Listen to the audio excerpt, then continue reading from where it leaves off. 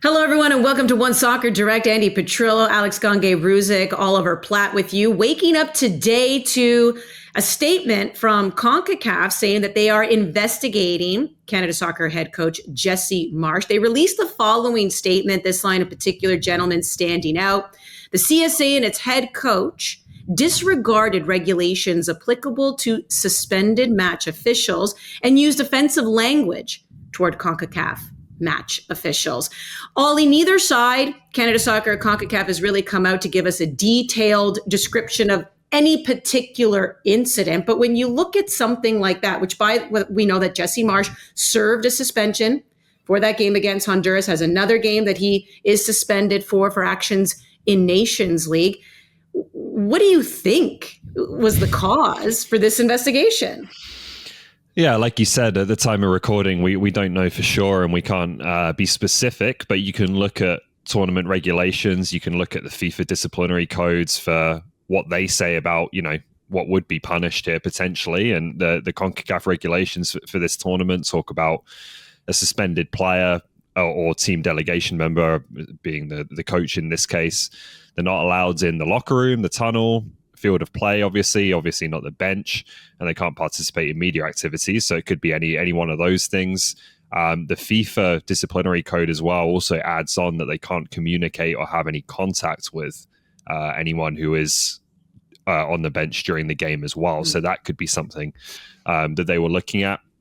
Again, that's all entirely speculation, but those would generally tend to be the things that would get punished if they were seen to be occurring or thought to be occurring when a coach is suspended and upstairs in the suite. So it could be something along those lines, but it's tough to tell exactly right now what's gone on here between Jesse Marsch and CONCACAF again in the latest chapter of their now on-running feud. Yeah, and that's exactly what we're trying to figure out, because even leading into the game, Jesse Marsch wasn't exactly secretive about, being excited to be in a suite because he got to have a different view of the game. So he was shown on the broadcast multiple times being in a suite. So is that the issue? Who he was in the suite with, which was technical staff, is that the issue? Then when he was, perhaps confronted by CONCACAF officials, did he say something there, obviously, that upset them? Did he go to the room a little too soon?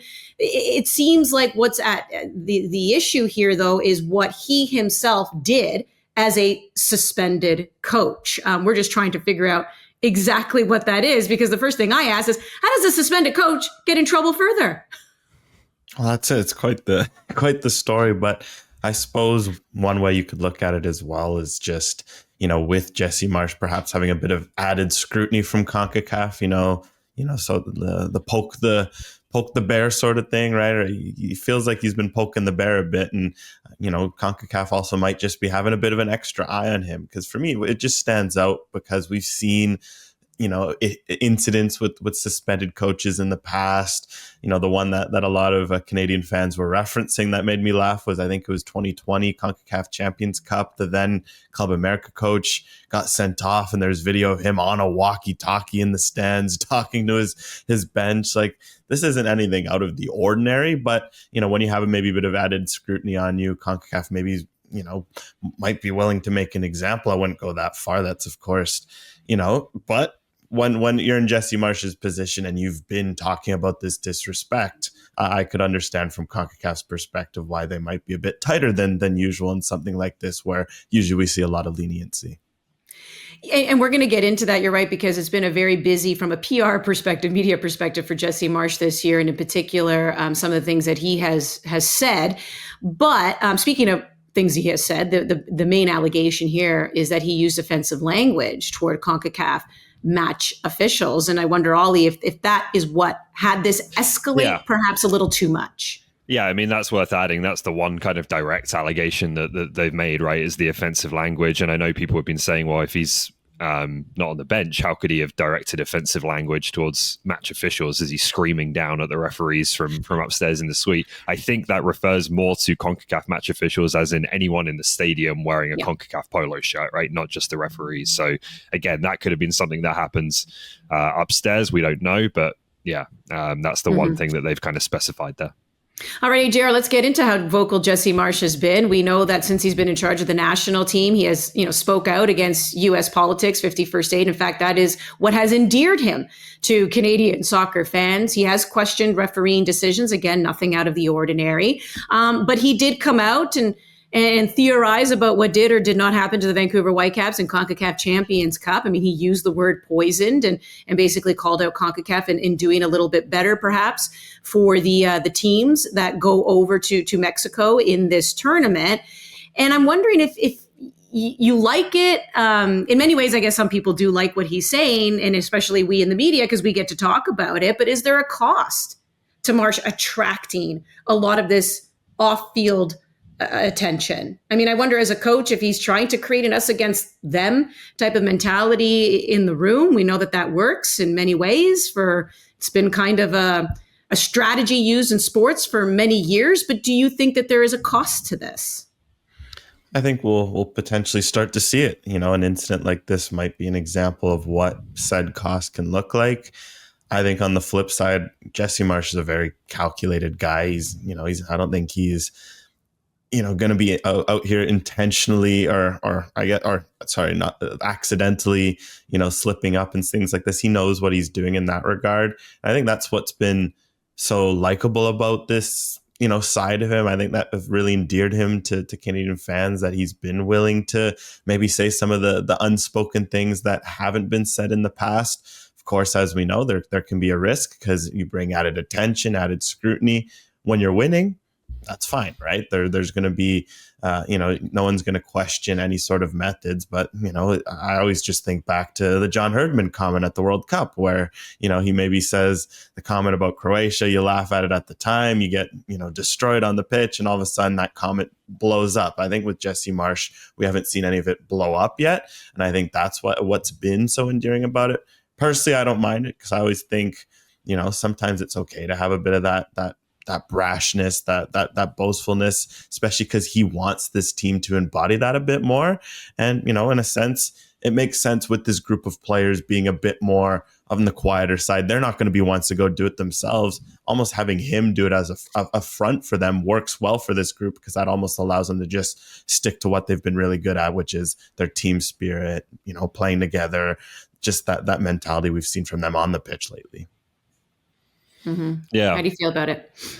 I think it will be popular with Canadian supporters because I think a lot of them have felt the same way for a long time about, Canada and CONCACAF and favoritism, if you want to call it that, to the United States or Mexico. And I think obviously, Jesse Marsch, as AGR said, has spoken about the players kind of asking him to take on that role as well of starting to push back and getting Canada more respect, I think has been the kind of way it's been put.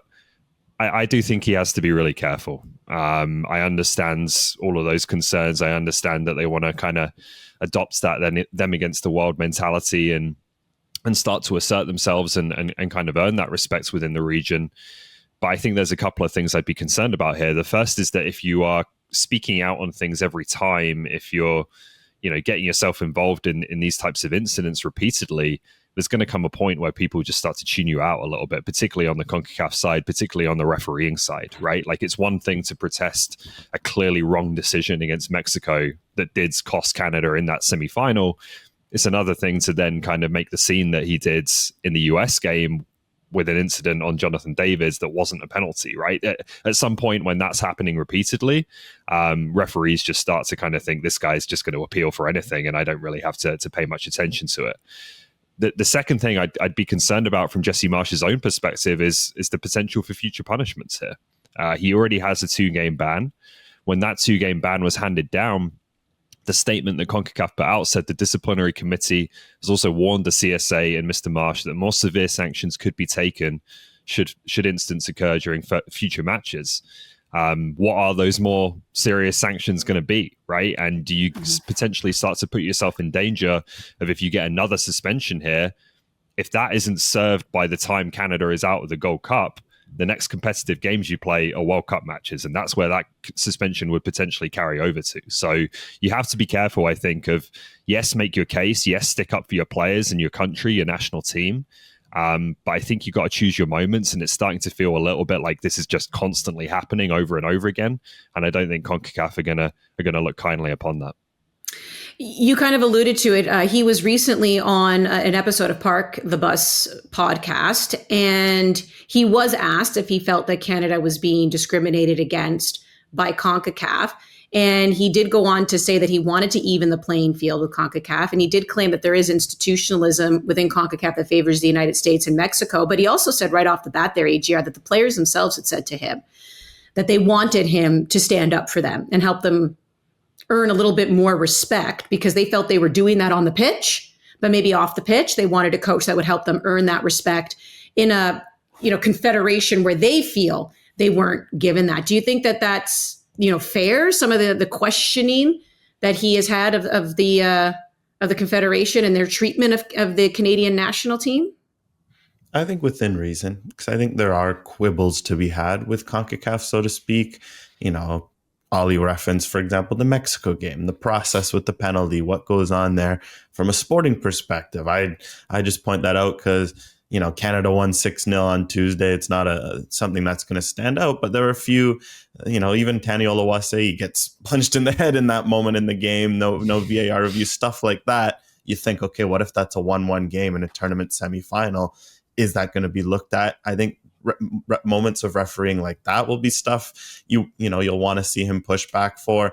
Then little things, he was quite reluctant to comment, I think perhaps in the aftermath of this, because we of course spoke yesterday, but the tournament organization, they don't know where they're going in the quarterfinals, which is a huge planning headache for their entire staff, for their players, for fans. There's later in the tournament as well, the scheduling of this Gold Cup is a bit all over the map, things like that, where that's starting to affect preparation. That's, you start to look at organization. If it's within reason, I'd say absolutely. I think it's like Ollie mentioned, there's a balance. I think the one, for example, recently was the poisoning allegations, where that's a very strong, way to go. I don't think that's Jesse Marsch's fight to be having, so to speak. And I think that's maybe one where, you reel that one in so that when there is something such as tournament logistics or refereeing, you can maybe go a little harder on.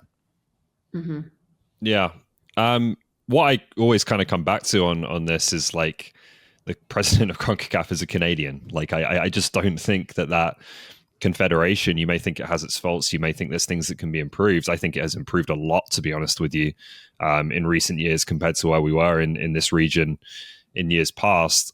I just don't really see a bias there personally. I think that sometimes this is just the way that, particularly when it comes to the on-field stuff, sometimes it's just the way that CONCACAF games are refereed. Like, I don't particularly like it at times. I think they get things wrong at times. I think they let too much go and fall for semantics at times. But I don't think it's particularly targeted against Canada. I think it just kind of is the way games are in this region, right? And have been for a long time. And can we change that? Potentially, but I'm not sure it's bias against Canada so much as just kind of a CONCACAF thing. I also think that this is something that VAR has just not helped at all, because previously you can look at the decision on the penalty in the semi-final against Mexico and say the referee made a clear mistake. They didn't see it. It is what it is. So obviously they'd still be unhappy with it. But now it goes to, well, the referee made a mistake and the VAR booth saw it and saw the replays we saw and didn't do anything, didn't even send him to the monitor. So now we start thinking, what's going on here? Is the odds being stacked against us? Is favoritism being shown to Mexico? Because how could the VAR not see that, right? So you get this kind of extra level of scrutiny on the decisions because of that ability that the officials now have to take a second look at it, which I don't think has been healthy for the game. But I don't know. I understand Canada feeling at times like an underdog when they're in a stadium against Mexico with 70,000, supporters of one team and not them. I'm just not sure I see it institutionally in the way that they've spoken about at times.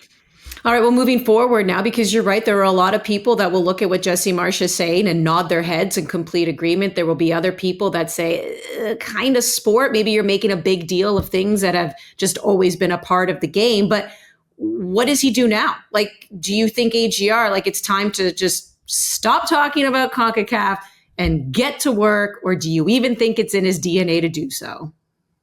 Well, he showed signs again with even something as simple as the logistics the day after.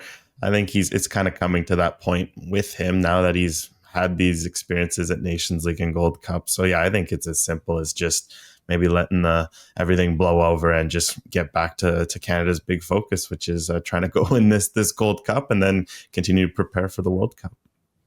Ollie, does he just need to stop?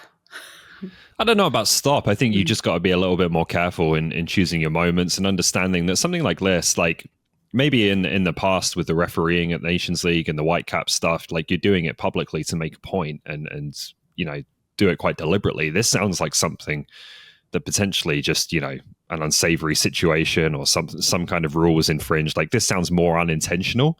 And I think you just got to be really careful when you've already got a suspension and you've already got now a little bit of a rap sheet, not to fall into this kind of stuff.